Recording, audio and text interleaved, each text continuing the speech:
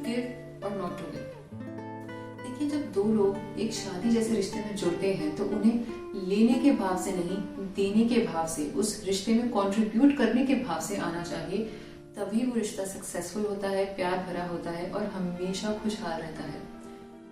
For example, आप एक कांच का वेसल समझ लीजिए, कांच का बर्तन, बहुत ही डेलिकेट बर्तन जो कभी भी टूट सकता है, उसे आप अपने रिश्ते के समान समझिए और उसमें आप दोनों का काम है उसमें पानी भरना। पानी को आप प्यार के समान समझिए। अब एक इंसान तो उसमें पानी डालता जाए, दूसरा उसमें से लेके सिर्फ पीता रहे, तो क्या होगा? रिस्पॉन्सिबिलिटी पूरी की पूरी एक ही इंसान के ऊपर आ जाएगी, उस वेसल को हमेशा फुल रखने की। तभी वो वेसल कामयाब होगा, इजंट इट? दूसरा इंसान तो उसमें से सिर्फ लेता रहेगा, वो अपनी रिस्पॉन्सिबिलिटी फुलफिल नहीं कर रहा है, तो उसका लोड भी दूसरे इंसान पर ही आ जाएगा। अब अगर दूसरा सिचुएशन हम कंसिडर करते हैं, अब अगर दोनों लोग उस वेसल में से सिर्फ लेने का ही भाव रखते हैं, they just want to take water from that vessel, तो क्या होगा? उसमें पानी बचेगा ही नहीं। वो एक सूखा कांच का डेलिकेट सा बर्तन रहकर रह जाएगा, वो कभी भी टूट सकता है, उसका कोई यूज नहीं है। और फिर जब दोनों को प्यास लगेगी ना, तो उस वेसल में कोई पानी ही नहीं होगा। अब तीसरा सिचुएशन, जहाँ पे दोनों पार्टनर्स अपनी अपनी जिम्मेदारी निभा रहे हैं और पानी हमेशा वेसल में डाल रहे हैं, तो क्या होगा?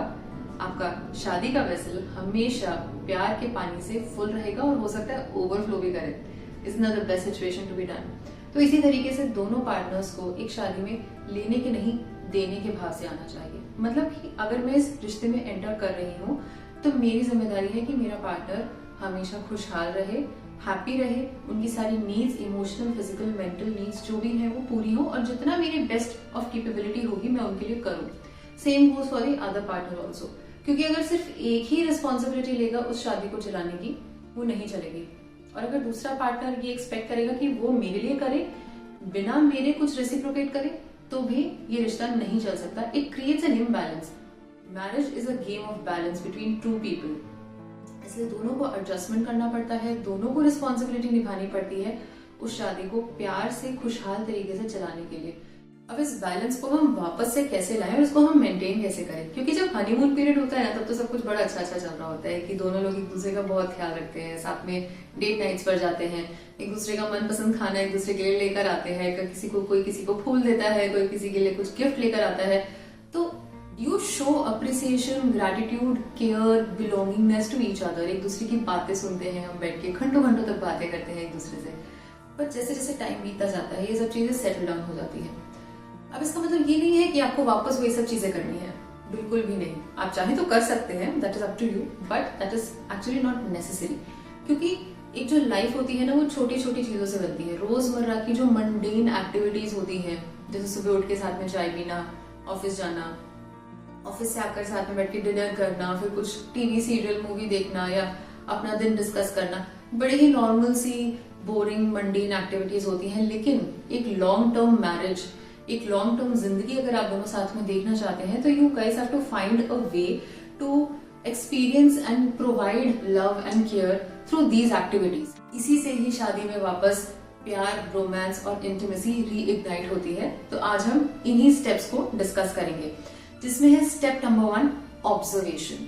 ऑब्जर्वेशन मतलब आपका पार्टनर जो आपके लिए रोज छोटी छोटी चीजें करता है, हमें उन्हें ऑब्जर्व करना है, हमें उन्हें नोटिस करना है। क्योंकि देखिए क्या होता है ना, दो लोग एक साथ एक घर में रह रहे हैं, एक जिंदगी जी रहे हैं, they have a family together, तो कहीं ना कहीं आपके पार्टनर के डेली रूटीन में कुछ ऐसी आदतें बन गई होंगी, कुछ ऐसी एक्टिविटीज रूटीन में उनके इनकलकेट हो गई होंगी, जिनकी वजह से आपकी जिंदगी आसान बन रही है। फॉर एग्जाम्पल, सुबह उठ के चाय बनाना।